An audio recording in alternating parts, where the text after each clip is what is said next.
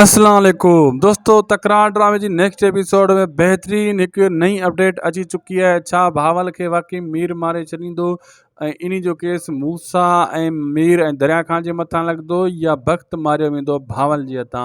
दोस्तों अॼु ही बेहतरीन अपडेट आहे तव्हांजे लाइ। इन वीडियो के आख़िर ताईं ॾिसंदा ऐं तव्हांखे अपडेट जीअं तव्हां खां का मिस न थिए तव्हांखे ॿुधाईंदो हलां मां। दोस्तों पहिरीं ॻाल्हि त जेको आहे, भावल ॻोल्हींदे ॻोल्हींदे नेक्स्ट एपिसोड में वरी कोशिशि कंदो वक़्त खे ॻोल्हियां, लेकिन आमणो सामणो जो सिजावल ख़ान सां बि थींदो। गुलनि खे चराइण जे चकर में हू जेको आहे सिजावल खे आॻियों हथियार सिधा कंदो, लेकिन सिजावल जी ॻाल्हियुनि में असरु हूंदो ऐं भावल उतां हटी वेंदो। लेकिन नवाब खान हाणे वॾियूं अफ़वारां कराईंदो इक़बाल सां, जेको सूबेदार आयो आहे उन जे हथां मीर ऐं मूसा जे मथां ख़ासि करे वक़्तु जेको गुम थियो आहे ऐं कुझु ॿियो हिकिड़ो नओं मसइलो थींदो, उन जी अफ़ियार बि मूसा ऐं मीर वारनि जे गॾु बाहि ॿारींदी पुलिस।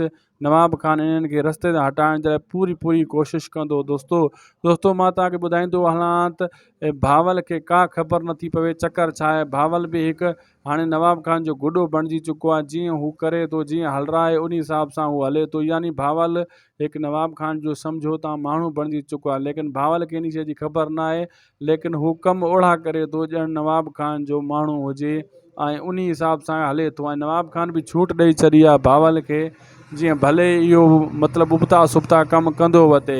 दोस्तों मां तव्हांखे ॿुधाईंदो हलां त नवाब खान मूसा ऐं मीर खे हटाइण जे लाइ वॾी हाणे ॼाल विछाईंदो। पहिरीं ॻाल्हि त हुनखे शेर अली खां ख़तरो आहे, हिननि खे हटाइण जे लाइ कुझु बि कंदो ऐं हिननि जे लाइ का न का हिकु कड़ोकी तयारु करण वारो आहे। ऐं पुलिस जे ज़रिए बि ॿिए तरीक़े सां बि फुली खून ख़राबो अहिड़े हिसाब सां वॾो मसइलो थियण वारो आहे मूसा वारनि जे लाइ। दोस्तों बक़ाया जेका अपडेट आहे तव्हांखे असां उहा बि ॿी वीडियो में ॾींदासीं। वीडियो सब्सक्राइब चैनल खे करे छॾियो जीअं का वीडियो तव्हां खां मिस न थिए। दोस्तों असांखे ॾींदा इजाज़त, ख़ुदा हाफ़िज़।